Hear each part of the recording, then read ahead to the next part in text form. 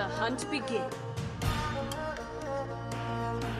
Hello there everybody, my name is SuperSonicBlur and welcome to the next God Guide kit explanation and build. This was a requested one from a while back which I've been meaning to get to, and that is Artemis. Yes, I know there's Janus and Kronos and such which I have got to get to. I'm literally recording those after this one, so don't you worry, it'll happen. But right now we have Artemis, an insanely strong late game hunter, has a couple issues in the early game, but can just steamroll super heavy late game. They're not as well adept as such others like Ram, who have very strong team fight potential and very strong late game potential and like map pressure in terms of like their ability to hit stuff from really far away. But what she can do is in very enclosed fights, which you can force around with a team fight, she can just make everyone's life a living nightmare in those. And she does that in some very interesting ways. And we'll get over those in the kit explanation. But first, ladies and gentlemen, if you have a look on the screen now, then you will see each of the 3 different sections in case only one of those happens to take your fancy. But for now, it's time to go over the kit of Artemis. Okay, so Artemis' passive is called Still Target. Artemis gains a critical strike chance buff on each successful basic attack. This can last for 4 seconds, stack 3 times, and is a 5% critical hit chance. This means that Artemis has 15% crit, which is actually very good, especially late game. This means that early-ish game, she has the potential to crit, meaning that she can trade fights very efficiently. As you can see there, look, see that? That was a crit. I don't have any items that give me crit, but I have a crit, which means that 15% of the time, if you roll it lucky, you can trade out a crit. And in the early game, that basically means you got 2 hits in for the price of 1, which is exactly kind of what a crit does. Which means if you take a boxing fight with someone and you can take it, then, you know, you double your DPS, which is pretty damn good. So that's pretty damn useful. It also as well means that come the late game, she can invest into the crit style build and just benefit even more from it, from having that as well, which is absolutely fantastic. It means that throughout all stages of the game, she has that ability. It's only 15%. You cannot rely on it, but it's nice if it happens. And it's one of those passives that you kind of look at and think, yeah, okay, I get where that means, and you kind of forget about it until it happens and happens to be really useful for you. So that's the passive. Let me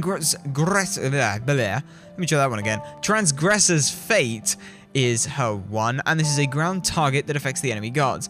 Artemis places a trap on the ground. Enemy gods coming within 5 units of her traps activate them, rooting and crippling the enemy god, preventing movement abilities, which is what a cripple is, and dealing damage every second for 3 seconds. Now what is important here is the dot that is applied separate as to whether or not they are rooted or crippled. They'll be rooted and crippled for 2 seconds, but as you can see, they take a dot for 3 seconds. If they beads out the Transgressor's Fate, then they still end up taking the dot damage, which is important. So the first thing we're going to do is we're going to get our 2 items that give us the 100 power. You can see it's got 90% scaling on it, which is pretty good. You know, it's not great, but it's all right. And yeah.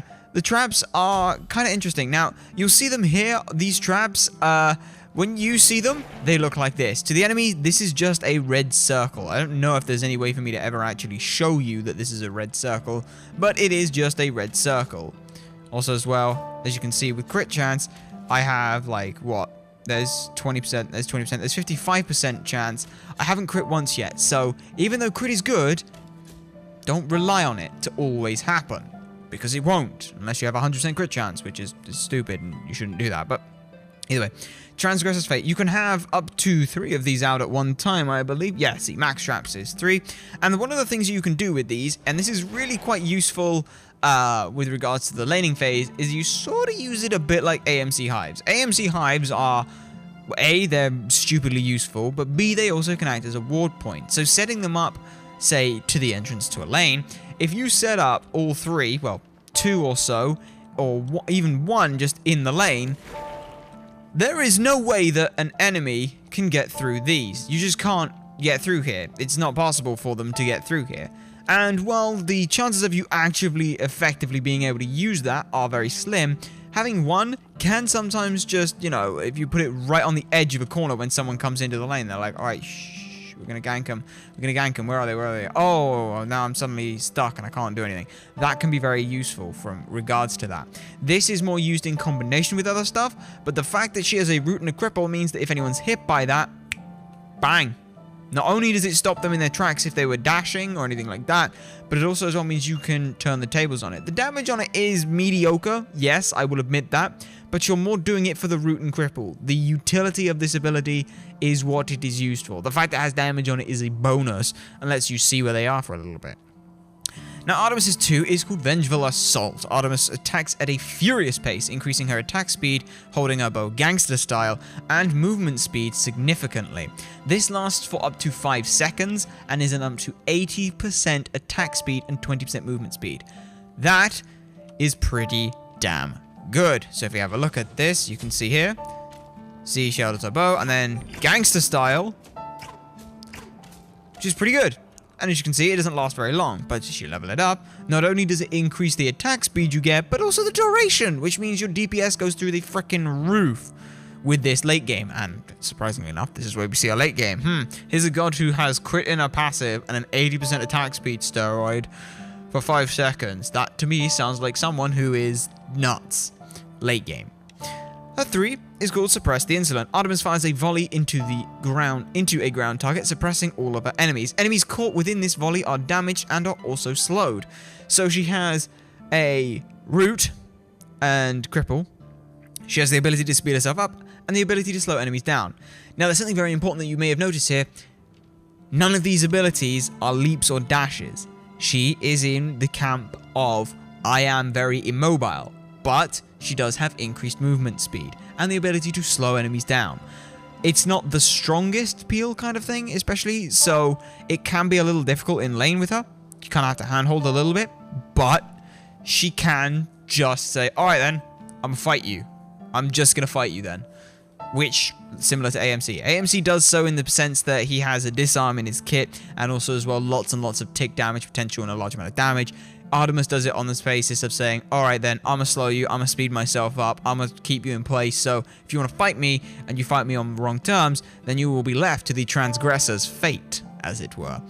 So yeah, the 3. Let's have a quick look at this.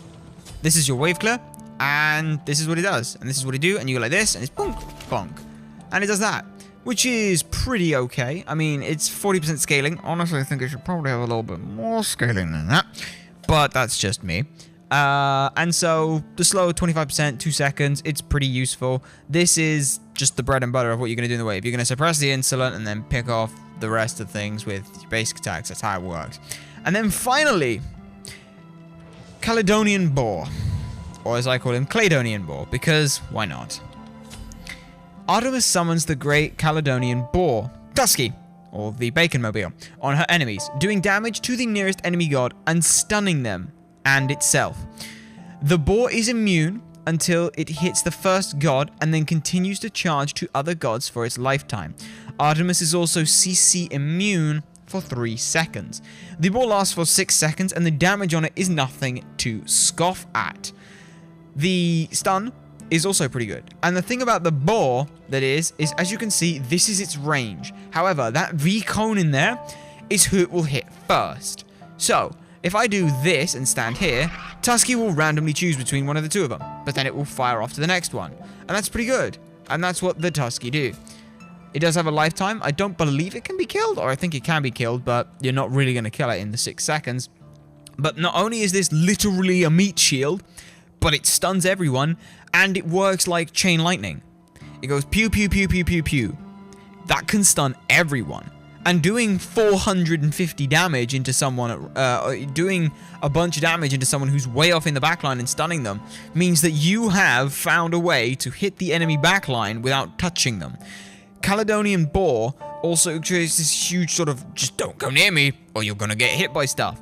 And it can be such a strong teamfight potential, because not only is Artemis CC immune, but the Caledonian Boar then says, nah fam, I'm gonna just hit you all.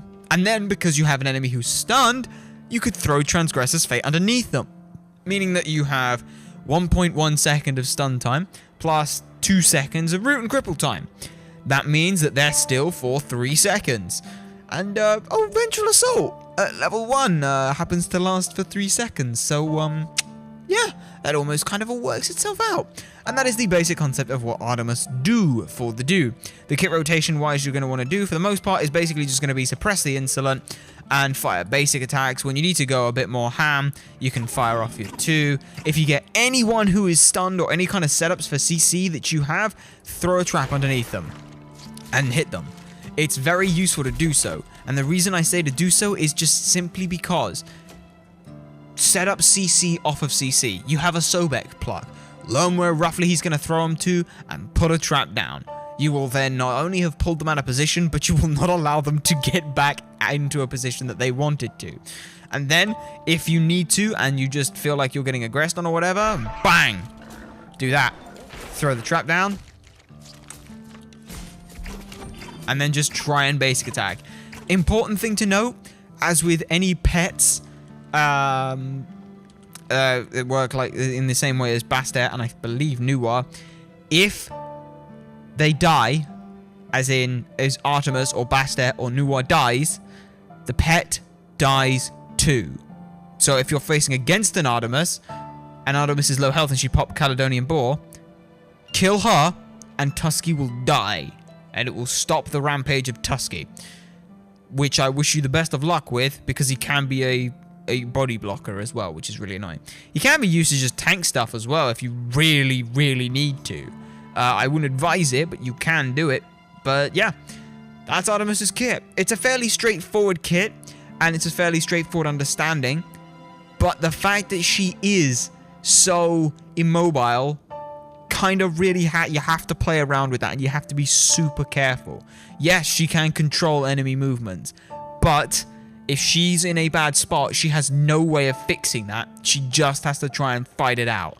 And chances are, she may not be able to do so, which is why she's not being seen as much. Also as well, whilst Tusky is fantastic in a team fight, Ram, for example, who is also just as good late game with crit and the amount of damage you can do with his basic attacks, Ram has a slow in his kit as well. He has a leap.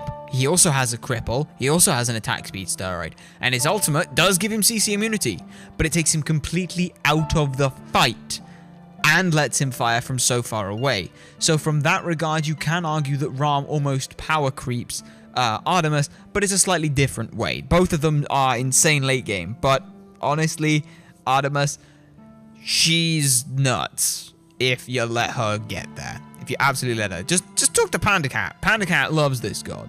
Absolutely loves it. Go watch United or Enemy. Watch Panda Cat. He is the person who plays Artemis. Straight up. The person who plays Artemis. And that would be my advice. But either way, now that we have gone over the kit for Artemis, it's time to go over a build. Okay then, so Artemis. What are we gonna do with you? Well, first of all, I'm going to go over a couple of builds and different variations for what there are currently. The main one which you're going to see a lot of for most part of the time is going to be Death Toll. You're then going to run into your Warrior Tabby. Then you're going to run into an Ichval. And the reason you're going to do this is because you have Death Toll, which is Sustain, which you kind of need. You're also as well going to get yourself one of these Chalice of Healings, because you need the health pots as well. You have a Death Star, which gives you a fair old bit of sustain, which is quite useful. You then also run your Warrior Tabby for a nice bit of power and your movement speed, which you need. Ichval, for the price of it, is a nice chunk of penetration, power, and attack speed, and that's great. The next thing you rush is Executioner. Get Executioner because now you've got potential to do objectives, for example, the Gold Fury, Portal Demon, maybe. These are affected by the Executioner. So not only does it mean that you have attack speed, power, and penetration, but it also just keeps that train going. As you can see here, we have Sustain, Power and Movement Speed, Attack Speed, Power, Penetration, Attack Speed, Power, Penetration. Now, this is the crit build, so we're going to build some crit.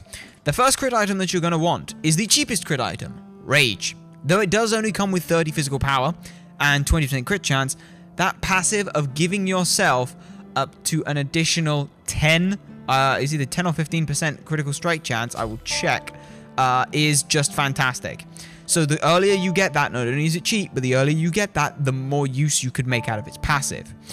The next thing you're going to want is a Deathbringer. Deathbringer hurts a lot. Deathbringer hurts a lot. Increasing the amount of damage that crits do is great. So you can do that. And then finally, you'll sell Death's Toll for, you can either go Malice, which is going to give you a lot of physical power, which really helps with crit. You want a lot of power to go behind a crit, which is very, very strong. Or you can look at something else. You can look at a Titan's Bane. If you want, Artemis could go with just Rage and Deathbringer, though it's not always the best thing to do. You could look towards Wind Demon. Wind Demon does help as well, giving you a little bit more attack speed, critical strike chance, and power is pretty good. Not to mention as well a passive, meaning that you just get a mini Vengeful Assault every time you do it, is pretty good. The reason why I would not get it first or second is because while it is good, both of these outclass it. And I can't believe I'm saying that about Wind Demon. So you can do that. And then that's pretty much the build. Now you will note there's a very important thing about this. You do not have lifesteal. I know that is a huge crux for a lot of people of like, oh, well, lifesteal is just amazing. And yes, I'll agree with you. It can be amazing. But, and this is a big, big, big but, if you can get away without it, which you can, the amount of damage that you can do, especially with Artemis, is insane. Okay? Like, just look at this crit chance. 75% crit chance. I could, if I wanted to, sell Wind Demon and not do that. I could go for an Assy if I really wanted. But, when do you do it? When do you do it? Indeed. Because you want the Death's Toll into Warrior Tabby. You do want Ichabod, because it helps with boxing fights, which is amazing. You then do want some penetration. You can push it back, and so you get execution next, but then you delay your rage stacks. And delaying your rage is really important, because you do kind of want that fourth item. So it's very difficult to try and wedge in lifesteal. Late game, once you get to like the later stage and you really don't want Ichabod, while I would be against selling it, you can sell it, and you can go for, say, an Assy. Or if you are at the very, very late stages of the game, you can go for something like a Bloodforge. Bloodforge as an option for lifesteal can be useful. And the reason why it is because it's more about keeping you alive with the shield, and you just kill, which can be very strong. However, late game, if you're going to go with something like this, as you can see, it's not quite as good. It's just less power, the crits hit less. I mean, yeah, I attack slightly faster and I have slightly more penetration, but honestly, I'd rather be doing the 605 crits. And that is one possible build that you can do with Artemis. There are a couple of others, and we're going to talk about what those others are. So, let's talk about what they are in order. The next one that's going to come out is one that we've seen from good old Ataraxia. And who doesn't love Ataraxia? I love Ataraxia. He's great. He's really, really great. But yeah, we go Death's Toll. We go Warrior Tabby. Now, the next thing we do is we pick up a Shifter's Shield. Shifter's Shield gives us an absolute crap ton of power. However, you are sacrificing a lot in doing this. Yes, it's very useful, especially if you are getting picked up a bit, because the protections come in so useful and the power is amazing. Now, the next thing that Ataraxia was looking at going for, oh, also as well, he actually, I believe, started Death's Toll and Bumba's Mask. Bumba's Mask enabled him to get a little bit more sustain out of the creeps when he went into the jungle, working on, especially if it was early, and this was the Ram, not an Artemis, but this was Ram. You start off at, like, you get red buff, you get sustaining out of the ass with that. Not only do you have that, but then you also as well, whenever you do camps, for example, the oracles or anything like that, that's quite useful, so you can do that. You also get gold when you split it with your, not your jungler, but your support, which is very, very strong. You get healing off of it, which is great, and you get true damage on your basic attacks, which is great. So yeah, that's pretty strong. You then run Warrior Tabby and then into the Shifter Shield, as they said. Now, the next item that he ran is one which makes use of not only the power, but also makes up for the lack of attack speed you're getting. Odysseus's Bow. This item is not one that you will see very often, and the reason for it is just because it's the way that the builds have slightly changed. But every 4th basic attack triggers a chain lightning that deals 30 damage and 50% of your total basic attack power. This item is pretty good, and you'll know from Kali when I talked about it. With Kali, it can be very strong. So now that you've done that, that's okay. Next up, you want penetration, so we get Executioner. Now, after moving forward from this, we look to now get a Titan's Bane. The reason we get Titan's Bane and Executioner is, yes, we've talked about this a little bit in the past, how the two kind of have an overlapping point of where if you reduce their armor, then whatever's left is weakened on Titan's Bane. However, Odysseus' bow takes the 33% penetration from Titan's Bane. As a result, you can hit people in the backline with 33% penetration on whatever power this thing is going through. Meaning that your ability to hit stuff, and this is especially useful similar with a Ram where you want to get up into the air and snipe stuff, you haven't hit those with basic attacks in the backline. So you can do that, and that's very strong. And then finally, I don't know what the bloody hell Ataraxia was going to go for. Probably knowing him, it was going to be a Brawler's Beatstick, because he loves Brawler's Beatstick. In terms of for this, I would probably recommend a lot more power and probably penetration. So power and penetration are pretty good. You can, if you want, you can go for some lifesteal here. Lifesteal options, though, are kind of limited. And again, we're trying to move away from the crux of lifesteal. So other options would be something like Crusher isn't a poor option. Attack speed, penetration, power, and reducing the cooldowns with your basic attack stuff is pretty good. Brawler's Beatstick coming in with 40 power and 15 penetration is very good as well. Both these two items are a viable option. Or you could just go crit. Especially for Artemis, you could still go for a Rage if you really wanted to. So you could go for this. Personally, I'm going to go for the Brawler's Beatstick here. And this kind of build here, it's not super focused on attacks or on basic attacks, but as you can see, especially if I just level to level 20, which would be very useful, you'll see that having that attack speed is very, very strong. And especially with Artemis, because she just likes it. So yeah, let me just do that. As you can see, she gets that 0.5 attack, 2.5 attack speed. She has her basic crits, which come through as well. But the Odysseus' bow is really what we're doing this for. And then, of course, Tusky comes through, and Tusky does a fair amount of damage as well. All your abilities have a reasonable amount of damage as well, which is pretty good for her. And so this kind of a build is very much all about the power and the orientation of what you're doing with your abilities in conjunction with your basic attacks. That is the second one. We'll get there in the end. We will get there. I promise you, we will get there. The next build, and this is the third sort of build that we're going to be talking about. And this is the slightly dirty one that you can do.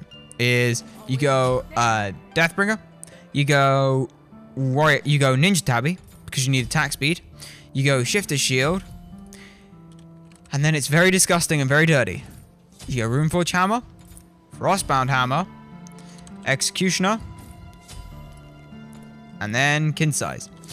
What this build is disgusting, and I do not like it, but it does have potential. First of all, it has a lot of power behind it. Second of all, it has a very dirty couple things. First of all, you have 2,440 health. Second of all, Runeforge Hammer's passive. Enemies take 15% increased damage from your abilities and take 15% increased damage from you in terms of basic attacks, abilities, dots, whatever, if they are affected by CC. This, however, does not include knockbacks, blinds, or grabs. But what this does include is slows. Frostbound Hammer has a slow on it. So instead of using Hasten Fatalis to speed yourself up, you use this to slow them down. But that's not the worst part. That also will do increased damage. That will do increased damage. That is CC. So this build not only makes you very, very tanky, but it also as well makes up for the lack of going for lifesteal, or not going for lifesteal. And it does so much, because the Kins is affected by this as well. So you can see I'm doing more than the damage my basic attack says I should be doing here.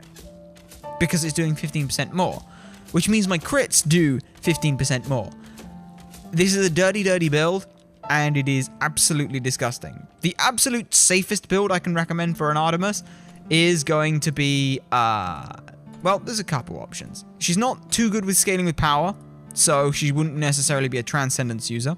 So you'd go Deathstone, Warrior Tabby, then you go Ichivo, RC for a little bit more pen. This is a lot of flat pen, so you're not looking to burn a lot of stuff. You're just looking for huge amounts of flat pen. Then once you get your flat pen done, you go Executioner, Rage, sell this, get Deathbringer, then you sell your Ichivo for more crit. And you'll notice that this is very similar to the build that I mentioned first. However, it's the order in which you do it that's important. And then you get your next crit item, which could be Malice or whatever. This build runs less power than the others, but you'll see that the DPS is probably higher just based off the fact that you have crit in there. So, yeah. And also as well, this means you don't overstack your 2, which is very useful. But yes, that pretty much sums up Artemis. And this is the interesting thing, especially in the current meta right now. Builds for hunters are all over the shop. You'll see people run without lifesteal. You'll see people run lifesteal. They'll run Devourer's Gauntlets. Oh yeah, that's another one. If you want to start Devourer's Gauntlets, then that's fine, but I would start with them. And if you're going to do that, then you forgo things like Ichivo. So you start this, you then start Spiked Gauntlets. This gives you a huge amount of sustain in terms of damage you take. You then finish off your Devourer's Gauntlets. This is very slow. You'll be very slow. This is very super late game, and you need to be careful doing this because you can get pressured very hard early, so much so that you won't ever get back into the game. You then go Warrior Tabby, Executioner, and then you just go for crit, and you go for broke. So you go Rage, Deathbringer, sell this for Wind Demon. And that is what you do. And then once you get this thing stacked, you have an insane amount of lifesteal, a really solid amount of power as well, and it's just pretty damn strong altogether. In fact, actually, I will just be right back to show you that. So yeah, that's with regards to getting the stacks. And with that, you'll have a lot more lifesteal. You will have, I believe it's 25%. I actually don't know. It's been a long time since I built Devourers. Not gonna lie. Should be 25% lifesteal. Crit-wise, once you do get those 3 stacks, you do get that 75% crit chance, which actually means you get 90% crit chance with your passive. That's pretty good. That's like amazing good. So yeah, getting that rage stack's really useful. And then, as you can see, you do a lot of damage, you have a lot of sustain. This is probably the build I would suggest a lot of people go to start with, just because you do have that safety. It's a bit more difficult to ensure you'll get the stacks, but it'll get you there, and it'll do you a lot of good. And also as well, like we said, you don't necessarily overcap too hard with this. And that's a lot of crits. That is a lot of crits, actually. That is like a lot. And also as well, you'll see the reason why I didn't go for Malice is because it wastes Malice. Malice, like, never gets its dots off. So Wind Demon just works out better. And it's a little bit of attack speed as well, so that's not bad. But yes, that pretty much sums up the builds. I know there was a lot to go over with the builds, but take each one of them individually, have a go with them, and have multiple goes with them. Don't just play one game and be like, oh, I've sucked with that, I'm not going to do it. Play it a couple times and get a feel for it, because otherwise you're not giving it a fair chance to try it. Now that we've gone over builds for Artemis, and I do say builds, it's time to go over a leveling guide. Okay then, so Artemis leveling guide. Actually, simplest thing about Artemis is the leveling guide. You need wave clear level 1. You can argue the Vengeful Assault would do it. However, your basic attacks are not going to do anything that early, so that's not useful. Transgressor's Fate doesn't do anything early. Caledonian Boar wouldn't really do anything either, so that's not useful. So Suppress the Insolent it is. So you grab Suppress the Insolent, and you'll get that, and badang. Now you have some, not much, some wave clear. Level 2 is an interesting one, depending on who you're lane partnered with. Depends on which one you can go for. If you have a potential, like an aggressive support or a high clear, for example, a Capri, or maybe you have a Sobek, Transgressor's Fate is amazing. And the reason for that is because both of those can pluck them out of position, and then you can fuck. them up with Transgressor's Fate, holding them in place, even if they do get their dash level 2. The other argument is Vengeful Assault. Vengeful Assault is the best bet you have in terms of getting away from stuff, but it kind of comes down to the two of you. I will usually go Transgressor's Fate just because it can control the wave a little bit more, and if someone is chasing after you, you can throw this down at your feet and then keep running. So I personally will usually end up going for this because it's quote-unquote safer. Level 3, you will need an extra point in wave clear. You just do. There's no reason to go Vengeful Assault because you just need to get Suppress the Insolent. And this is the other main reason for going Transgressor's Fate, because if you don't get Transgressor's Fate level 2, you will need it level 3. So it kind of shuts down your wave clear a little bit if you go Vengeful Assault. Level 4 is worth getting Vengeful Assault. It's still not a bad ability, so you will get it. And then, level 5, we will get Caledonian Boar. And then it's simple priority of ult whenever you can, because it's the ult. Level 8, best to go with Vengeful Assault here. You do want to get that steroid now. You do really want that steroid. That steroid is amazing, so we will get that. Level 9, we will get Caledonian Boar. Level 10, we will get the last little bit of Suppress the Insolent, just because it's still the wave clear, so it is advisable to clear that out, because it means if you can spend less time if you have to basic attack the archers once each, that's 3 basic attacks and a little bit of time you're wasting. And I will say wasting because in that time you could have rotated, farmed, got back and bought items, done any other sort of different things. So by doing that, that is very useful. And now we just want Vengeful Assault because Vengeful Assault is amazing, and we want Vengeful Assault because it's amazing. We do want Caledonian Boar every single time because the damage it does is a 75 increase and the stun time is so damn useful. It is so damn useful, especially in a team fight. And then finally, you get Vengeful Assault, and now we kind of have to get Transgressor's Fate because, well, you know, it's the last ability that we have to level up. So we do that, and then we do that. And that pretty much sums it up. Oh, yes, as well, actives. Beads are very good for her. Aegis is very good for her. If your name is Panda Cat, you will buy a Blink. And let me explain what the Blink does for those of you who are unsure. And this is similar to Scylla. When you went in with Scylla, you blinked in, sickened, and killed them. With Artemis, remember how we said how good of a teamfight mechanic Caledonian Boar is? What if Caledonian, instead of being in the back line and then hoping that someone's close enough to trigger a chain reaction with Caledonian Boar, what if we were in the middle of a fight and Caledonian Boar just caught everyone off guard? So instead of me having to wait for someone to come close and then do that and hope that I get in range, what if instead of that, what if instead, and this is a big what if instead of using beads, we're smart, and we do, hold on, I'm gonna just change that around because that actually bugs me a lot. What if we did that, and we threw it out, and then did that, and now suddenly we're doing a boatload of damage. And yeah, we don't have the ability to get out, but Artemis was never about getting out. She was about blowing people up. She's the goddess of the hunt, so she'll hunt them down. That's the point. Yes, this does mean that you are very susceptible to just dying. And yes, you will have to learn a lot about Artemis before you do that. Yes, blinking in and hitting everyone with Caledonian Boar is great. However, you need to make sure that you yourself do not get blown up, because it is not really an escape mechanic. You cannot afford to use it as an escape mechanic, because if you're trying to juke for that long, you're not going to get out. Straight up. If you use Transgressor's Fate to try and get rid of someone, well, that's 3 seconds you'll see the blink rune just won't let you do anything, because you just can't. Because for 3 seconds, they're going to get stuck. Like, look. Oh no, I need to blink away. Oh no, I can't blink away. Oh no, I can't blink away. Oh no, I can't blink away. Hang on a sec. Just wait. Just hang on. Now I can blink away.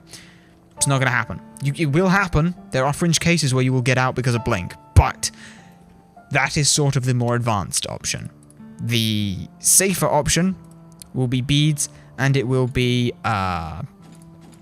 it will be Aegis, because these keep you alive. These are the 2 best defensive relics, and you've heard me say that multiple times. They are always going to be the best options, and they're going to be the safest options. Getting CC'd, not getting CC'd. Getting hit by a burst damage, not getting hit by burst damage. Which means you stay alive, which means you can heal up off stuff, basic attack, whatever. So yeah, that pretty much sums up Artemis. A very difficult god. You're going to have to play her a lot. You're just going to have to sit down and play. And yes, there are going to be games that are going to go absolutely horribly, because you're going to get pushed to the tower, you're not going to get any farm, you're going to get killed multiple times, and then you're going to wish that Artemis was better. However, once you get past that, once you get teammates who are working with you with regards to that, once you have that situation and you have a team comp that also allows for this lane to fall behind a bit, you will be better, and things will go better. And then you'll get to team fight stages, and then you will see just how strong a potential Artemis has. Thank you very much for watching, ladies and gentlemen. If you have any tips, tricks yourself, or any experiences with Artemis, then be sure to leave them in the comment section down below. Remember, we do this as a community to pool our knowledge so that everyone can improve and learn from our experiences, which in turn makes the player base better, which in turn should make the matchmaking better, which is a big thing that a lot of people want in Smite. Also as well, let me know if you have any requests. I know that I also as well have a Kronos and Janos to get to, which I will look to get to as soon as possible. Either way, ladies and gentlemen, my name is SuperSonicBlur. Remember to like, comment, subscribe, and favorite for more, and to share this stuff so people know that it exists. You guys have been a fantastic audience, and I shall see you all next time.